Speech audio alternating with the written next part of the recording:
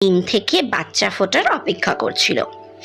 একদিন পাখিটি তার বাসাতে বসে ডিমগুলোতে তা দিচ্ছিল, আর তার স্বামী রোজকার মতোই খাবারের সন্ধানে বাইরে গেছিল। তখনই ওখানে একটা হাতি এলো আর আশেপাশের সমস্ত গাছপালা ভেঙে দিতে লাগলো।